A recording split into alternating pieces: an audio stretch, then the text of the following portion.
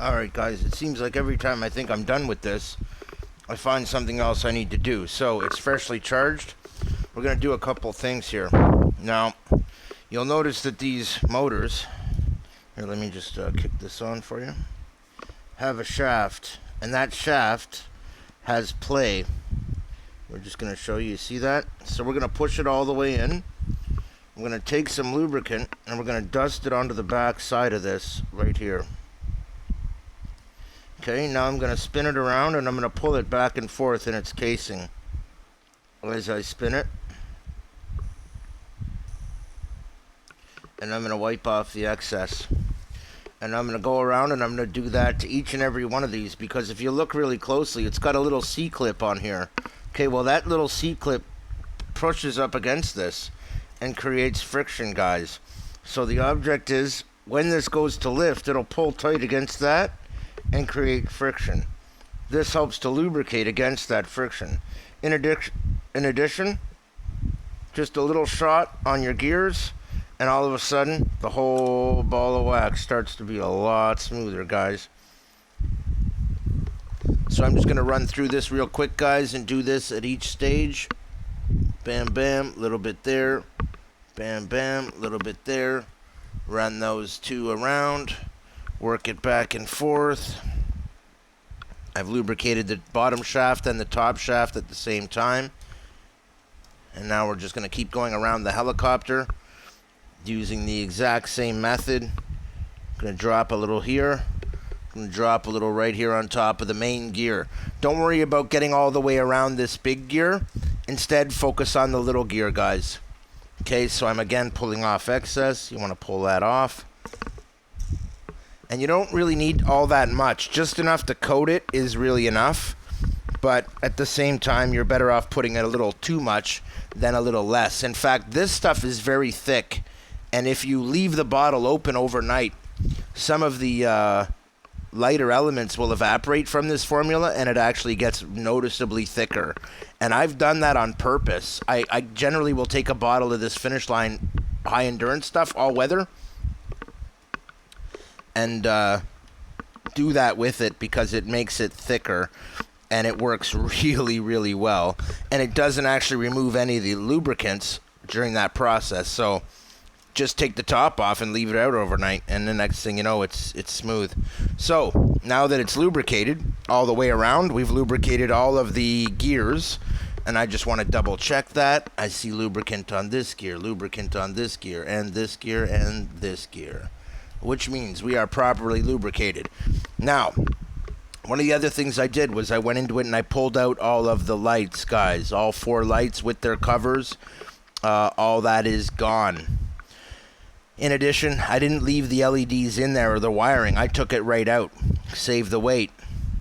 So, we're going to take a little quick flight, and I'm going to show you guys the difference a little bit of proper care in your heli can make, because this little sucker is about to have a flight, guys.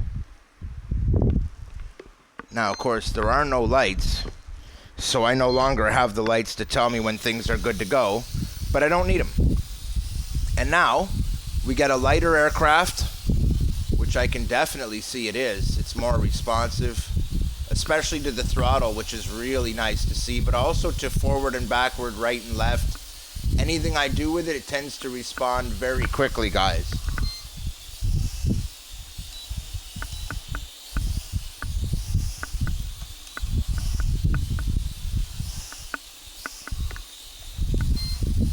Just trimming it in here. Ooh. Okay, so we're going to give it a bit of backward trim. Oh, well, that was maybe a little too much backward trim. Got to be careful here. One of the reasons why you want to be careful lubricating it for the first little while is because it's actually going to change your trim, guys. As the gears start to wear in with the lubricant, it'll change trim, and it might just become much more sensitive on you.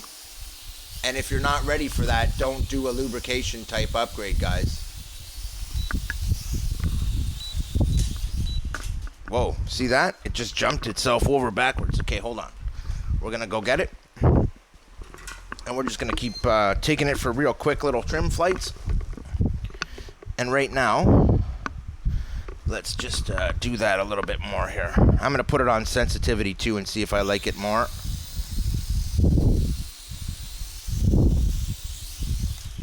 On sensitivity 2 right now, it's kind of hectic actually. But what I want to do is let the lubricant wear itself out. And basically, what I mean by that is it's got a certain amount of excess on it right now. And it's always going to after you first install it. So let's go to mode 3. And we're going to show you that. I'm on mode 3 right now. So this is maximum sensitivity, guys. And I have to say, it is noticeably more sensitive. So let's take it for a little bit. Now, I noticed it wants to drift backwards. There it went straight up, and that's good. And now it has a slight tendency to go forward, which isn't bad. And when I give it throttle, oh, that was rough. The trick about it being sensitive, guys, is you have to be really careful because, well, big shock, it's sensitive. Which, when you're playing on maximum sensitivity, this is a very quick drone. So I actually recommend if you're going to fly it indoors, don't fly it on mode 3 like I'm about to. See that? Very sensitive, guys. And look at that. It's barely at idle. And at that point before, it would not necessarily have been hovering. And now it really is. And even on incredibly low throttle. And it's more willing to flip over. Now, you might wonder, why would you want it to flip over? Well, it's a stunt drone, guys. And this one really will just flip over and do its deed. So that's actually a really good thing. I love that about this drone, that it can do backflips and stuff, but there's no room in here to do it. So, now that I have seen what it's like in level 3, I'm going to stick in level 2 and just cruise for a second. It's actually almost a little too light. But now, gives me the opportunity to weight the aircraft where I want the weight instead of where I don't want it. The trick is, I want it to be fairly light and fairly quick. Ooh, careful. Just hit my phone there. I want it to be nice and light on the controls, so I'm going to go into mode 1. And I find in mode 1, guys, it's actually really, really sensitive once you have dialed in.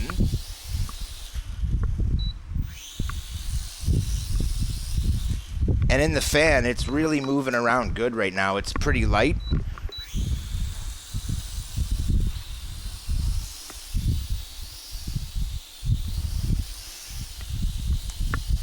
I'm seeing a couple of things here.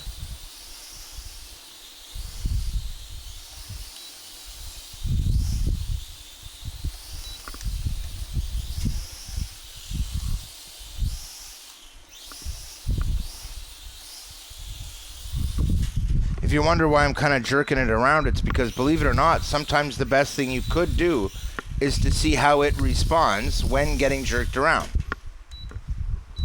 So I'm just making little tiny trim inputs as I see it needs them. And that's about it, guys. Now, I got to kind of ignore it when it's in front of the fan. So I pretty much got to take off.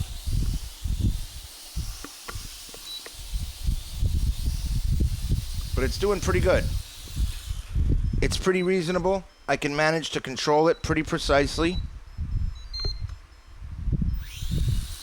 Now, I do hear it making some noise, but it's still got lots of power, guys. I mean, I haven't even gotten it to half throttle yet, and half throttle is about where it used to take off.